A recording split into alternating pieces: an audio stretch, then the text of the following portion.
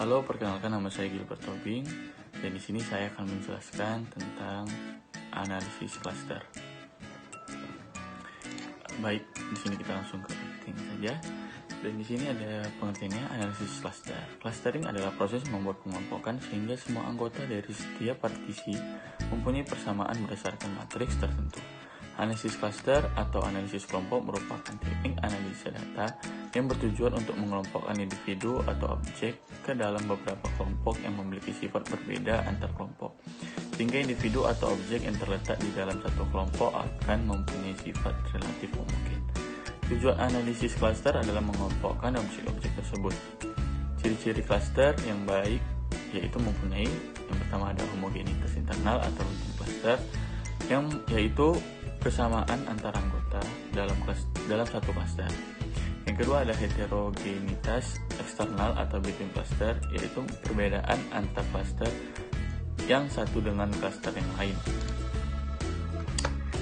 Dan di sini ada proses inti cluster, adalah pengelompokan data yang dilakukan dengan dua metode, yaitu pertama ada metode hierarki. Metode ini memulai pengelompokan dengan dua atau lebih objek yang mempunyai kesamaan pendudukan. Kemudian proses diteruskan ke objek lain yang mempunyai kedekatan kedua. Demikian seterusnya sehingga klaster akan membentuk semacam pohon di mana ada hierarki atau tingkatan yang jelas antar objek. Dendrogram biasanya digunakan untuk membantu memperjelas proses hierarki tersebut. Yang kedua ada metode non-hierarki. Berbeda dengan metode hierarki, metode ini justru dimulai dengan menentukan terlebih dahulu jumlah klaster yang diinginkan. Setelah jumlah klaster diketahui, baru proses klaster dilakukan tanpa mengikuti proses hierarki. Metode ini juga disebut Kamin cluster. Kita masuk ke metode hierarki. Konsep dari metode hierarki ini dimulai dengan menggabungkan dua objek yang paling mirip. Kemudian gabung dua objek tersebut akan bergabung lagi dengan satu atau lebih objek yang paling mirip lainnya. Proses clustering ini pada akhirnya akan menggumpal menjadi satu klaster besar yang mencakup semua objek. Metode ini disebut juga sebagai metode aglomeratif yang digambarkan dengan histogram. Baik, langsung saja kita masukkan. Nah, di sini saya sudah mempunyai datanya. Di sini ada kota, pendapatan, pinjaman, dana konsumsi dan penduduk. Dan di sini variabelnya di kota kita buat string, desimalnya kita hilangkan semua, dan measure-nya kita buat di kota nominal, dan pendapatan sampai penduduk kita buat scale. Oke, kita langsung mulai saja. Pertama kita tekan analyze, lalu kita ke descriptive statistik, lalu kita tekan descriptive. Nah, di sini kita pindahkan semuanya ke variabel, lalu kita save standard values as variable, lalu kita tekan OK. Lalu muncul output descriptive statistik.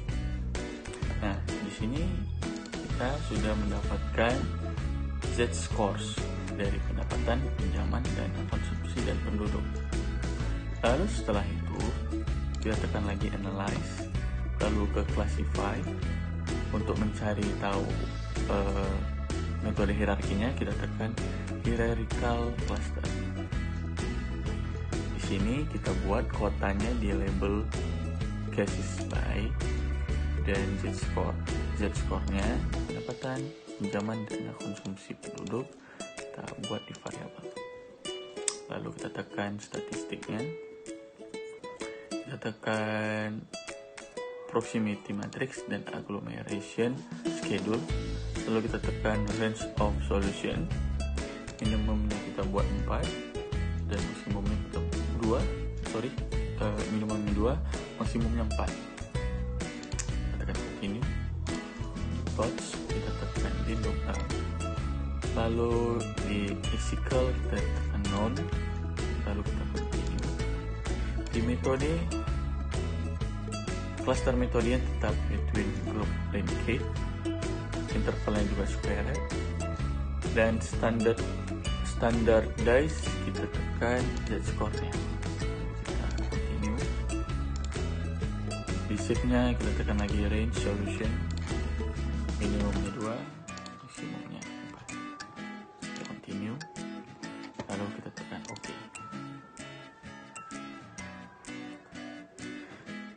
Nah, di sini sudah keluar data outputnya. Oke. Dan sekarang bisa kita lihat proximities-nya.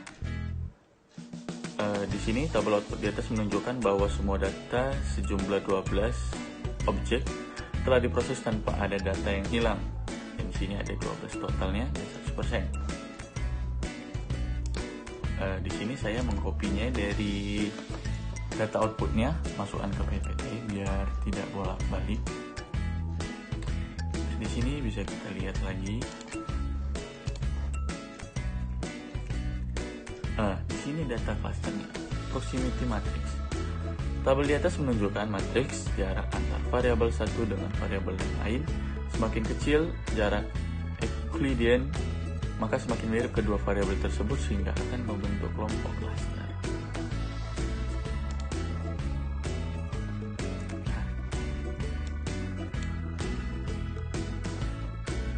Di sini ada average linkage atau between groups. Tabel di samping merupakan hasil proses clustering dengan metode between group linkage. Setelah jarak antar variabel diukur dengan jarak Euclidean, maka dilakukan pengelompokan yang dilakukan secara bertingkat. Kita lihat stage 1 terbentuk cluster 1 yang beranggotakan sampel 11 dan 12 dengan jarak 1,201. Perhatikan pada kolom convergence. Karena proses aglomerasi dimulai dari dua objek yang terdekat, maka jarak tersebut adalah yang terdekat dari sekian kombinasi jarak 12 objek yang ada. Sehingga selanjutnya lihat kelompok terakhir atau next stage.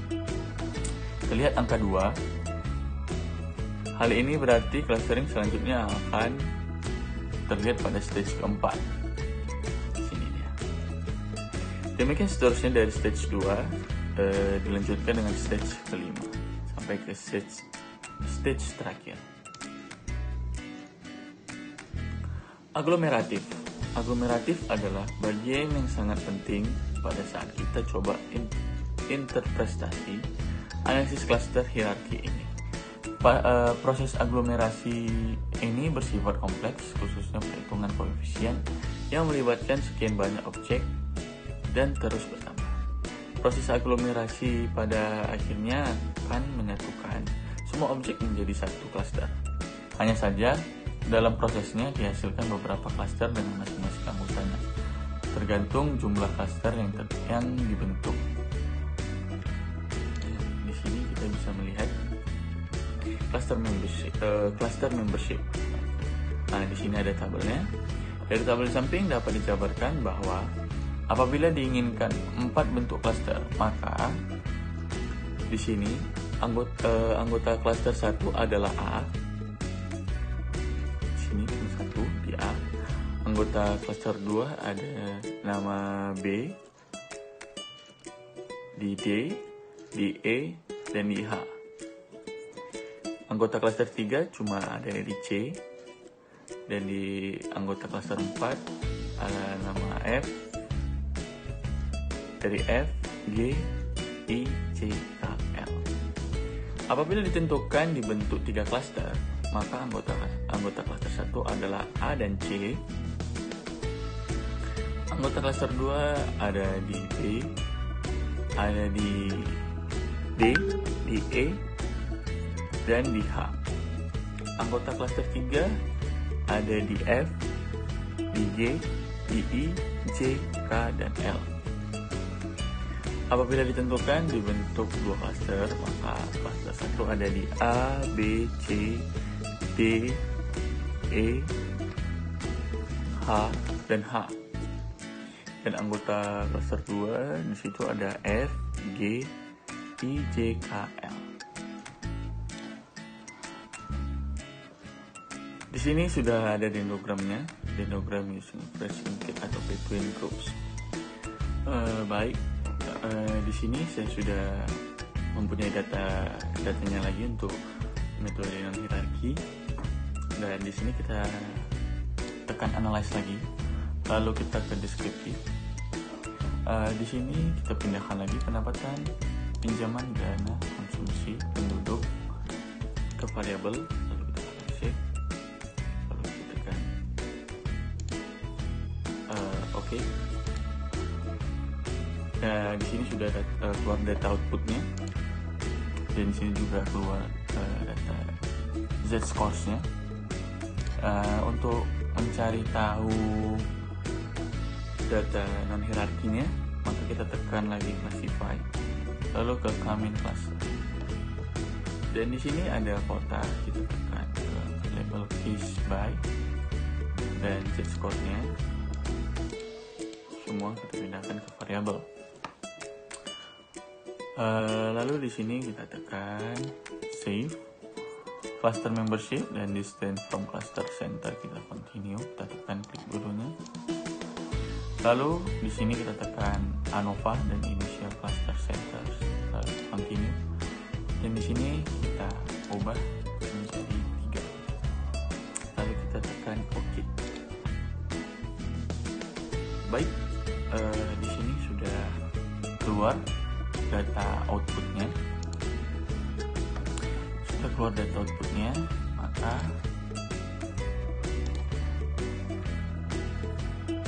ke initial cluster. Tabel di atas merupakan tampilan pertama proses clustering data sebelum dikasih tahu iterasi. Di sini dia initial clusternya. Ini dia.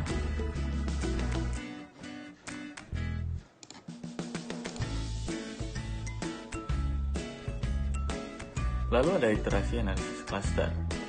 Agar kita dapat mengetahui berapa kali dilakukan proses iterasi yang dilakukan pada objek sebanyak 12 sampel, dapat Anda lihat di bawah ini.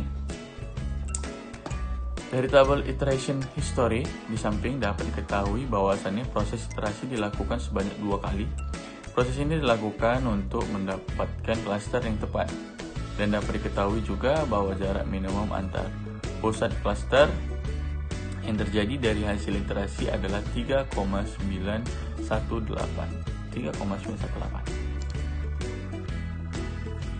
Dan sini ada output analisis cluster dengan SPSS. Hasil akhir dari proses clustering dapat Anda lihat seperti di bawah ini. Pada output di tabel final cluster centers, dapat perhatikan bahwasannya data di samping masih terkait dengan proses standarisasi yang mengacu pada z-scores dengan ketentuan sebagai berikut. Nilai negatif berarti data berada di bawah rata-rata total. Nilai positif berarti data berada di atas rata-rata total. Di sini ada negatif, di sini ada positif.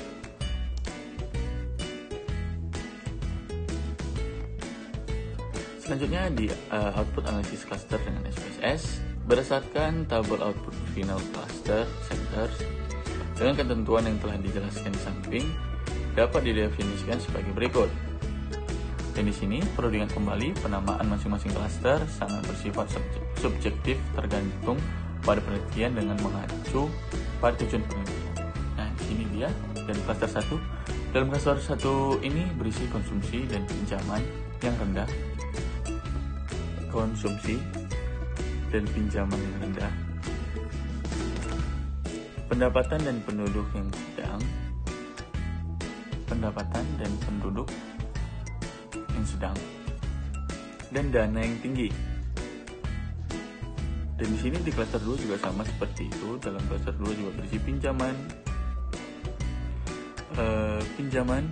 dana, konsumsi, penduduk yang sedang, dan pendapatan yang tinggi. Dalam cluster 3 ini berisi pendapatan, konsumsi, dan penduduk yang rendah, serta pinjaman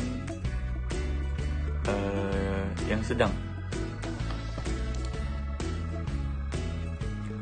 Tahapan selanjutnya yang perlu dilakukan yaitu melihat perbedaan variabel pada klaster yang terbentuk. Dalam hal ini dapat dilihat dari nilai F dan nilai probabilitas atau SIG masing-masing variabel seperti yang dapat dilihat dalam tabel ini. Dan di sini sudah ada tabel ANOVA. Semakin besar nilai F dan SIG lebih kecil daripada 0,05, maka semakin besar perbedaan variabel pada klaster yang terbentuk. Maka berdasarkan tabel yang kita dapatkan pada tutorial ini, yaitu bahwa untuk instrumen pendapatan adalah variabel yang paling menunjukkan adanya perbedaan di antara pada ketiga klaster yang terbentuk.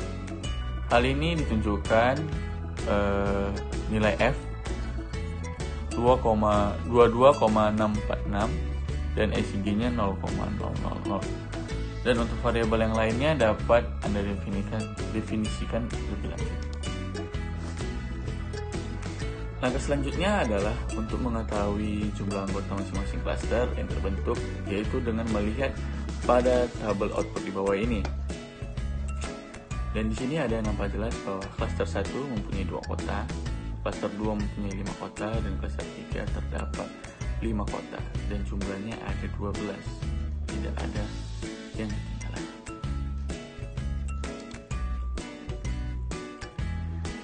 Dan untuk mengetahui mana saja yang masuk dalam kategori tiap-tiap klaster, dapat kembali dibuka tampilan data view dan database SPSS, yaitu pada kolom terakhir nampak seperti berikut.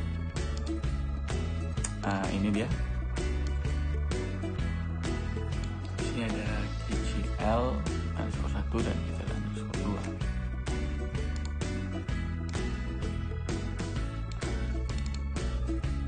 Oke. Baik. Di sini bisa kita lihat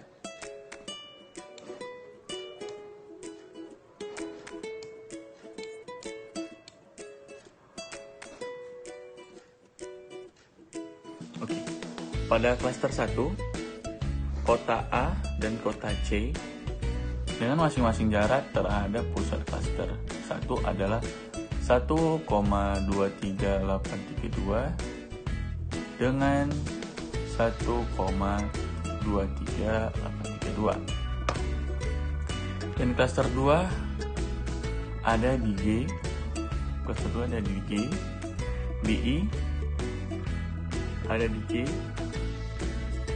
di I, J, K, dan L.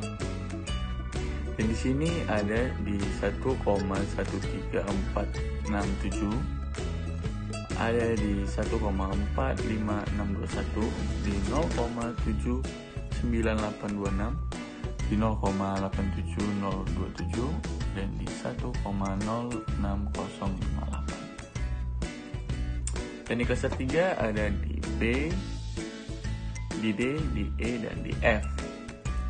Dan di sini perbedaan jaraknya terhadap pusat ada di 1,20079, di 1,37079, ada di 1,12819, dan di 1,74233. Baik, begitulah yang bisa saya jelaskan tentang analisis klaster.